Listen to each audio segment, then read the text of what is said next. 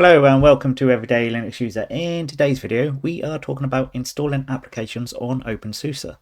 Now I have really thrown myself in the deep end with OpenSUSE Leap this time because I've installed the XFCE Wayland desktop and it is very experimental.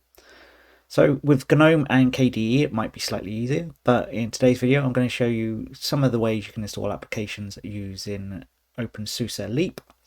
And this is OpenSUSE Leap 16, which is the latest version. So I'm going to start off, when I first installed XFCE, I didn't have a graphical package manager for installing software.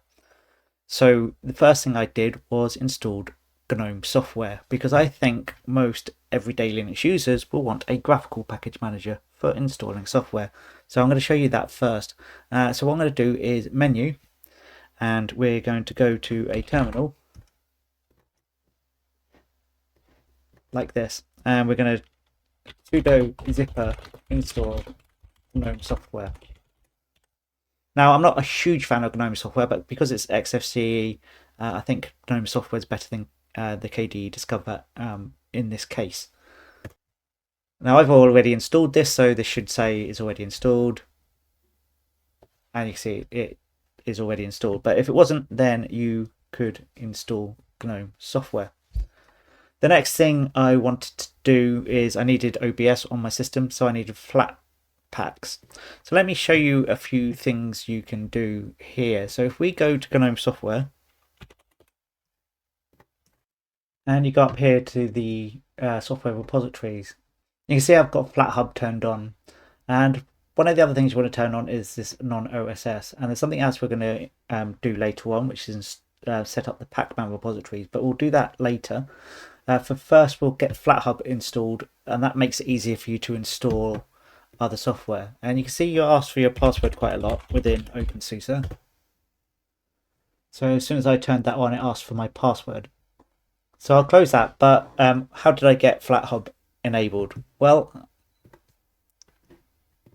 reading up, I know that for FlatHub, you've got the FlatHub website. And from here, you can do Setup FlatHub. And you can pick the distribution you're using, in this case OpenSUSE.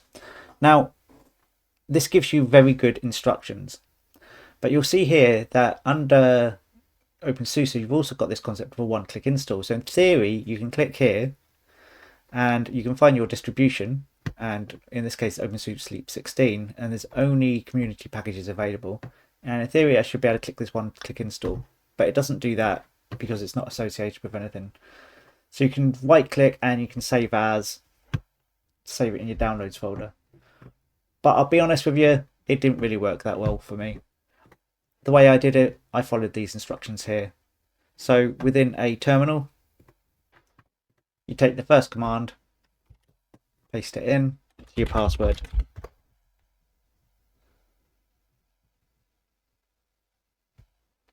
And then you add in your repository. Now I've already done this, so I'm not going to do it again, and that will do the next bit, and then you just reboot your computer.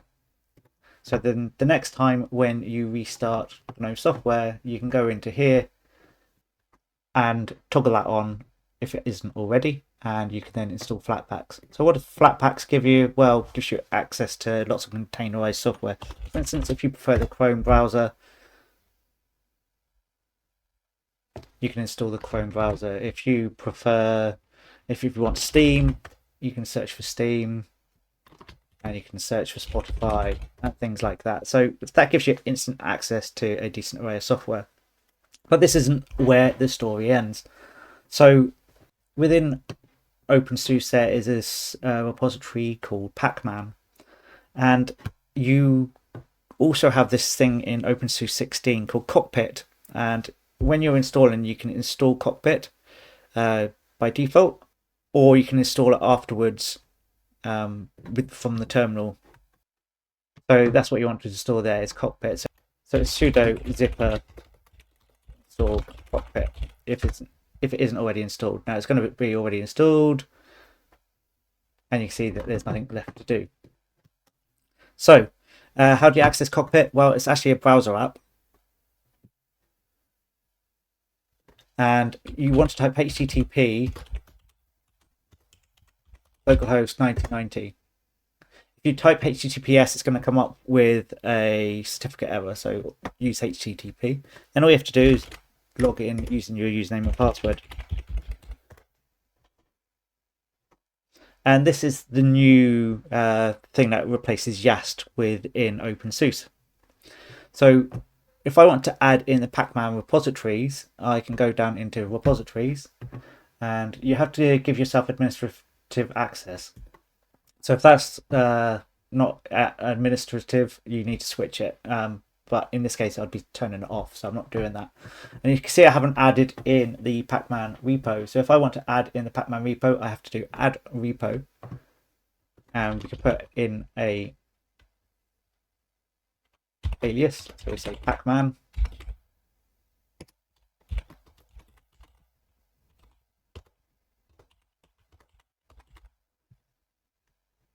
And then we have to give it the URI.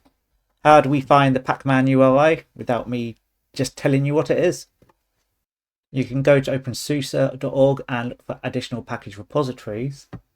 And a popular one is Pac-Man. So you can see it does say that there's a frequent source of issues with updates if you install from Pac-Man, which is why I said use Flatpaks initially, but Pac-Man does give you extra things. So if we click here, I'm in the UK, so I'm going to choose the one from Germany because Germany is closer to me than any of the others.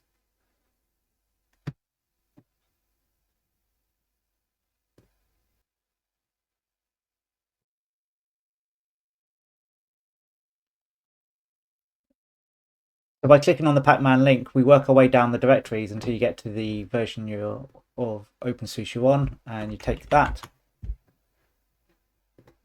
and you paste that into this URL here. Click save. And I believe that should be that. So if we go to a terminal now, if I do sudo zypper refresh, you can see it's pulled in the Pac-Man repository and it asking me, am I sure? And in this case, I always want to trust it, so I'm going to click A and press return. And you can see it's now refreshed my repositories. Also within Zypper, you can update your system. But I'm already up to date, so there's nothing to do there. And another tool I want to install is called Merlin.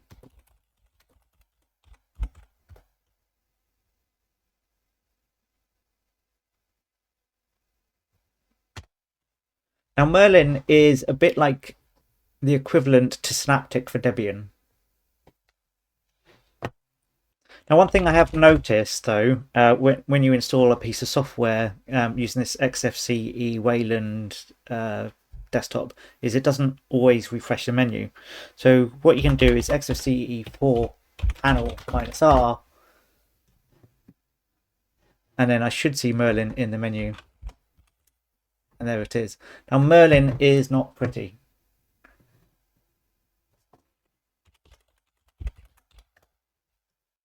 And you can use Merlin to search for packages same way you could use in Gnome software. It's lighter, it's not as pretty. It won't search for flatpaks, but so for instance, if I search for Chrome, it's not going to show actual Chrome itself. But if I search for something like Falcon, maybe you can see the Falcon web browsers there. So it's a bit like Synaptic for Debian. Now, if you don't want to do the package switch with Merlin, or you just don't want Merlin at all, you can do the package switch thing, so it uses Pac-Man for system packages straight from the terminal. And so to do that, we type sudo zypper dup from Pac-Man allow vendor.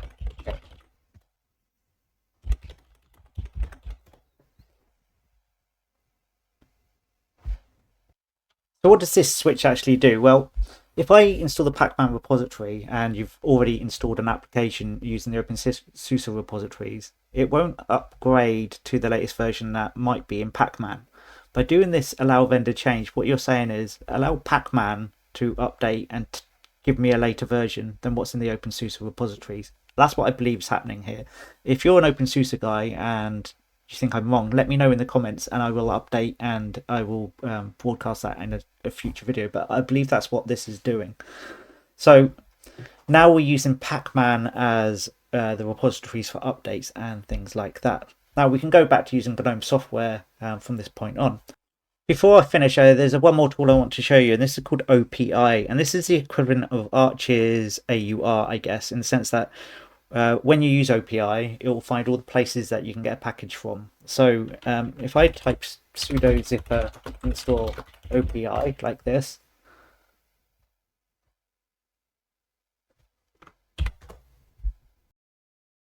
so to use OPI, you can just do OPI,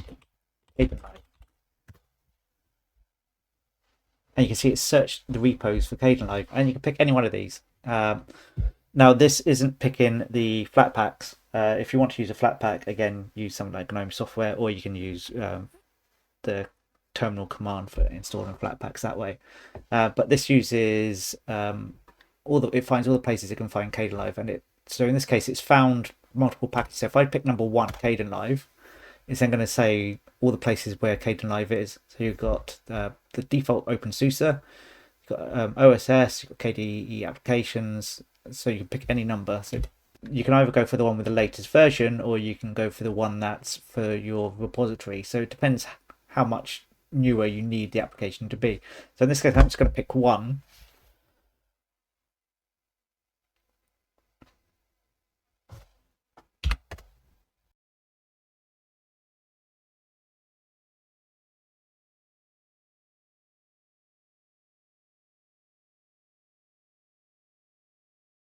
So as you can see, there are quite a lot of ways of installing software on OpenSUSE Leap.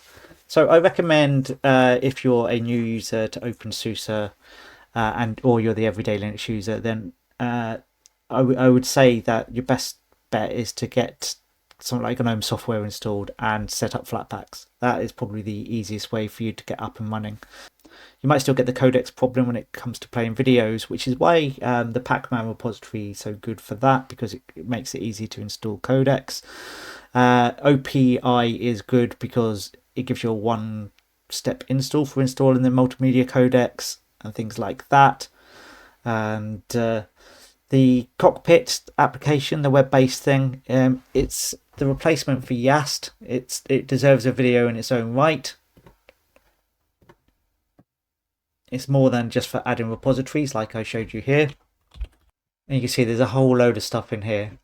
Now, is OpenSUSE for the absolute everyday Linux user? No, I don't think it is. I think it's for somebody who's equivalent to a Debian or Fedora user, somebody like that. But I'm getting to grips with it. This is the Learn to Love OpenSUSE series. And now I've found out how to install applications. So now we can look at this XFCE desktop in full and see where we go from there. And that will be the next video along.